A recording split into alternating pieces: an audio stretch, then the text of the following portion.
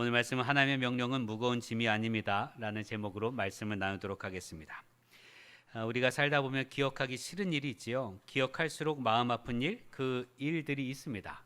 그 일들을 떠올릴 때마다 막 심장이 벌렁벌렁이기도 하고 속상하고 안타까운 일들을 경험하게 되죠. 그러나 그럼에도 불구하고 그 아픈 일들을 자꾸 애써 회피하는 것이 아니라 그 아픈 기억들을 기억하고 직면해야 합니다. 왜냐하면 그 기억들을 직면해야, 그 아픈 기억을 직면해야 같은 실수를, 같은 잘못을 반복하지 않기 때문에 그렇습니다. 그것이 우리가 역사를 배우는 이유이기도 하겠지요. 우리나라 역사에 찬란한 역사도 많습니다. 그렇지요? 광개토 태왕에서부터 혹은 백제 시대도 마찬가지이고, 우리가 익히 아는 세종대왕이 했던 세종대왕 시대에 있었던 많은 과학 문명의 발달 등등 자랑할 역사도 많습니다만, 그러나 그럼에도 불구하고 또 한편으로 보면 일제강점 36년을 당한 나라이기도 하죠. 그 즈음에 역사를 기억해야, 그 아픈 역사를 떠올리고 기억해야 같은 일을 반복하지 않습니다. 그러니 아프기 때문에 외면하면 그 일은 반복하여 되돌아오는 것이니 아픈 일이라 할지라도 그 앞에 당당히 설 수 있는 우리가 되기를 기도합니다. 특별히 기독교인들에게 있어서 아픈 기억이 뭘까요? 기독교인들에게 아픈 기억은, 우리 모두의 동일하게 아픈 기억은 십자가입니다. 이 십자가에서 예수님이 죽으셨는데 우리를 대신해서 죽으셨단 말이죠. 예수 그리스도를 믿는 사람들은 십자가라고 하는 이 형틀을 상징으로 만들어서 매번 살펴봅니다. 왜요? 그렇게 봄을 통해서 내가 죄인인데, 내가 죽어져야 할 죄인인데, 그런데 주님께서 대신 죽어주셨구나. 그 구원의 은혜를 경험하기 위해서 십자가를 상징으로 삼아서 보게 되지요. 예수님께서 잡히시기 전에 베드로에게 그렇게 말씀하십니다. 내가 오늘 나를 3번 부인하리라.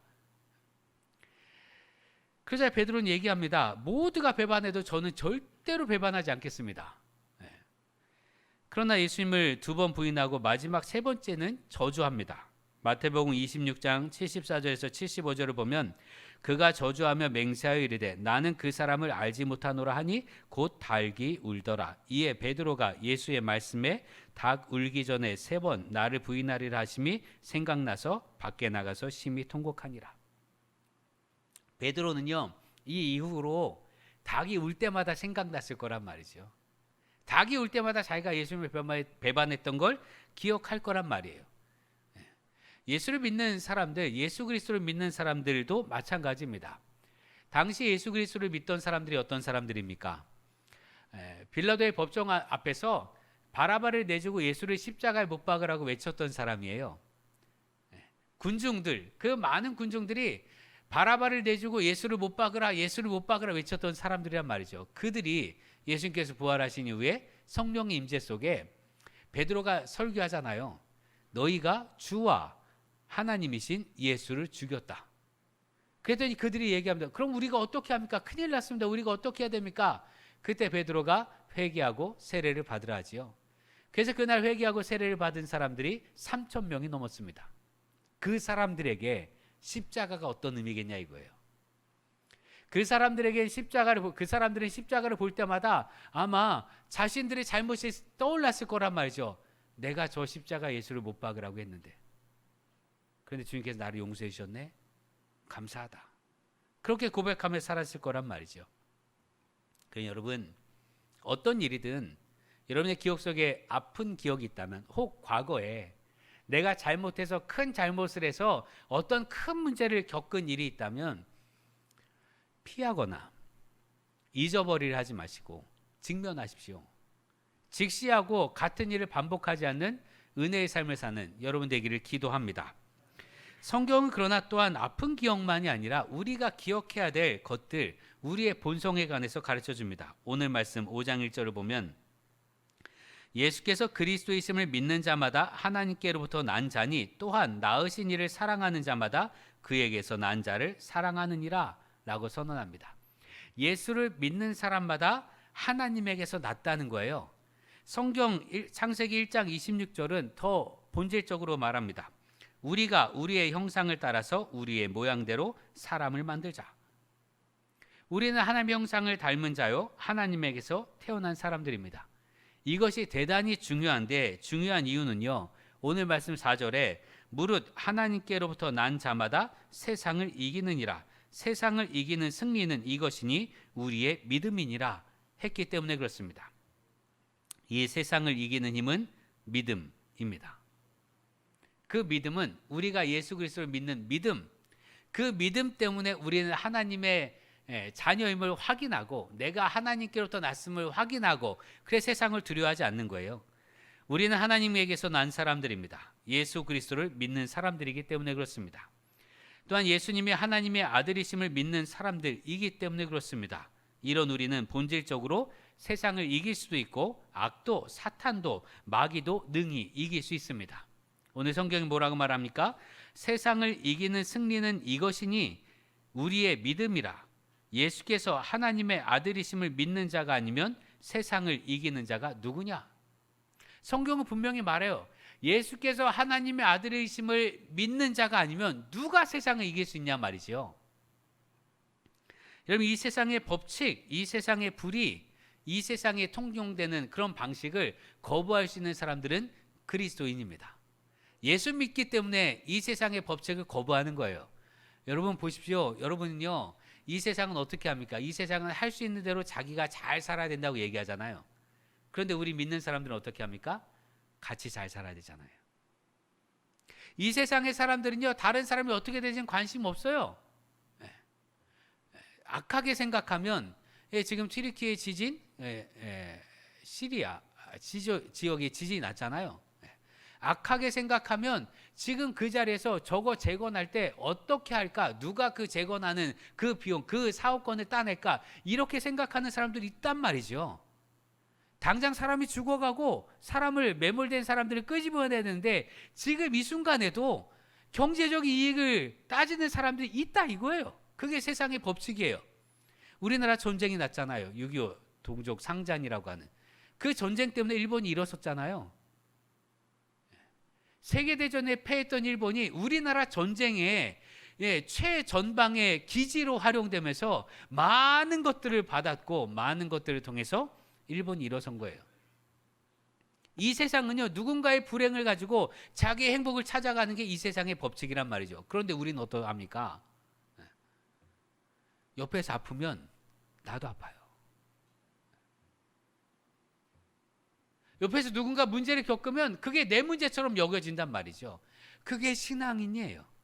그게 그리스도인입니다. 그리스도인들 곧 예수를 믿는 사람들이기 때문에 그렇게 살게 되어 있어요. 예수를 나의 구주로 고백하게 되는 순간부터 내 마음속에 그런 마음들이 일렁인단 말이에요. 아주 자연스럽게. 지난 주간에 기영 형제가 생일이라 제가 쿠폰을 하나 보냈어요. 그랬더니 답을 보냈어요. 중간에 저에 대한 사랑 고백이 있어서 그건 제외하고 뭐라고 했냐면 목사님 아침빛 교회 청년들이 북적북적 될 수 있도록 제가 열심히 전도하겠습니다. 그런 마음이 왜 들겠어요? 여러분 우리가 교회를 생각하는 마음, 교회를 사랑하는 마음, 교인들을 사랑하는 마음이 왜 드냐 이거예요. 얼핏 보면 정말 우리는 예수 아니면 서로 만나지 않는 사람들이에요. 예수 아니면 만날 수 없는 사람들이고 예수 아니면 서로를 위해서 기도할 수 없는 사람들입니다. 그런데 오직 예수가 우리를 묶어냈기 때문에 우리가 서로를 위해서 기도하고 서로를 사랑하는 거예요. 그것이 우리의 본성입니다. 그렇습니다. 예수를 믿는 자가 아니면 예수를 하나님의 아들이라 믿는 자가 아니면 누가 세상을 이기겠습니까? 여러분 세상을 승리하는 세상의 악을 승리하는 믿음의 사람으로 살아가는 우리가 되기를 기도합니다. 우리의 본질이 하나님의 형상이고 우리의 본질이 하나님에게서 났기 때문에 하나님께 영광 돌리는 것이 우리의 본질인데 근데 성경은 우리가 그 형상을 잃어버렸다고 말합니다. 태초에 하나님을 거부함으로 하나님 말씀을 거부함으로 우리에게 하나님 형상을 잃어버렸다고. 그도 그럴 것이 하나님의 형상이 우리 가운데 온전히 남아있다면 우리가 생각하는 것마다 선이고 생각하고 행동하는 것마다 다 선이고 의고 사랑이어야 되는데, 여러분 자신을 곰곰이 살펴보면 우리가 생각하는 것마다 선을 생각하든가요? 내가 하는 것마다 사랑의 행위냐 이거예요. 내가 손 내미는 것마다 사랑입니까? 내가 말하는 것마다 사랑으로 가득합니까? 아니요, 그렇지 않잖아요. 더러는 악이 있고요, 더러는 욕심이 있어요. 그게 우리의 타락한 본성이라 말하고요, 잃어버린 하나님의 형상이라 말합니다. 그래서 성경은 이 하나님의 형상을 예수 그리스도 안에서 우리가 회복되었다 말하고, 회복된 하나님의 형상이 그리스도의 완전에 이르기까지, 예수님을 닮을 때까지 성화의 삶을 살아야 된다, 예수님을 닮을 때까지 거룩하게 살아가야 된다라고 가르쳐주고 있습니다. 또한 동시에 그렇게 살기 위한 방법을 하나님께서 우리에게 말씀하여 주셨어요. 오늘 성경은 말합니다. 3절 보면 하나님을 사랑하는 것은 이것이니 우리가 그의 계명들을 지키는 것이라. 그의 계명들은 무거운 것이 아니로다. 신앙의 삶이 뭐냐? 하나님께서 우리에게 주신 계명이 뭐냐? 하나님 우리 어떻게 살아가라고 하셨습니까? 하나님을 사랑하고 이웃을 사랑하라고 하셨어요. 그게 하나님의 계명이에요. 예수님께서 말씀하신 모든 선지자와 율법의 대강령이니라 라고 말씀하셨거든요. 성경 안에 있는 기록된 모든 내용, 모든 가르침을 요약하면 하나님을 사랑하고 이웃을 사랑하라는 거예요. 이웃을 내 몸과 같이 사랑하라는 것. 그럼 묻겠습니다. 여러분 어떻게 하는 게 하나님 사랑하는 거예요? 여러분 하나님 사랑하잖아요, 그렇죠? 하나님 안 사랑해요? 하나님 사랑하라고 했는데? 우리가 하나님을 사랑한단 말이에요. 그럼 어떻게 사랑하냐 이거예요. 어떻게 하는 게 사랑하는 거예요? 눈에 보이는 사람에게 사랑하는 게 알잖아요. 제가 여러분을 사랑하니까 여러분의 생일에 쿠폰도 보내고 이러는 거예요. 사랑하지 않으면 안 해요. 사랑하니까 하는 거지. 사랑하니까, 눈에 보이는 사람들은 사랑하니까 할 수 있는 방법들이 있어요. 아, 이렇게 해야지, 저렇게 해야지. 같이 밥도 먹어주고, 위에서 기도하고, 찾아가고, 문제가 있으면 뭐 얘기도 들어주고, 이런 거잖아요. 그런데 하나님이 사랑하라고 하는데 어떻게 하나님 사랑하는 거예요?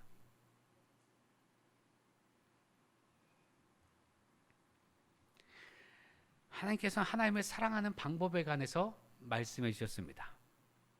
레위기 1장 1절을 보면 여호와께서 회막에서 모세를 부르시고 그에게 말씀하여 이르시되 라고 말씀하시거든요. 회막이란 하나님을 만나는 장소예요. 레위기는 곧 하나님께서 부르셔서 말씀하셨다라는 말씀입니다. 그런데 레위기에 뭐가 기록되어 있어요? 예배드리는 방법. 창세기, 출애굽기, 레위기, 민수기, 신명기를 모세오경이라고 하는데, 이걸 토라라고 하는데, 이 모세오경의 가르침 가운데 한 권 레위기에는 예배드리는 것만 나와 있어요. 출애굽기와 신명기에 하나님의 계명들이 있습니다. 그 계명에는요, 사람 사이에 어떻게 하는지도 나타나 있어요. 돈을 구워주지 말라 혹은 뭐 등등 말이죠. 누군가의 눈을 빼면 어떻게 하라고 합니까? 성경은 네 눈을 빼라고 합니다. 무섭지요? 왜 무서울까요? 남의 눈 빼면 안 된다는 얘기예요. 남의 생명을 빼앗으면 네 생명으로 갚으라고 얘기해요. 무섭잖아요. 왜 무서워요? 남의 생명을 뺏으면 안 되기 때문에 그렇습니다. 그런 관계, 사람 사이의 관계 율법들이 있는데 레위기는 오직 예배드리는 것만 나와 있어요. 예배드리는 것, 하나님께 예배드리는 것, 그것이 우리가 하나님을 사랑하는 방법이기 때문에 그렇습니다. 하나님께서 당신을 사랑하는 방법을 알려주셨는데 그게 예배드리는 거예요. 예수님께서도 수가성의 여인에게 말씀하십니다.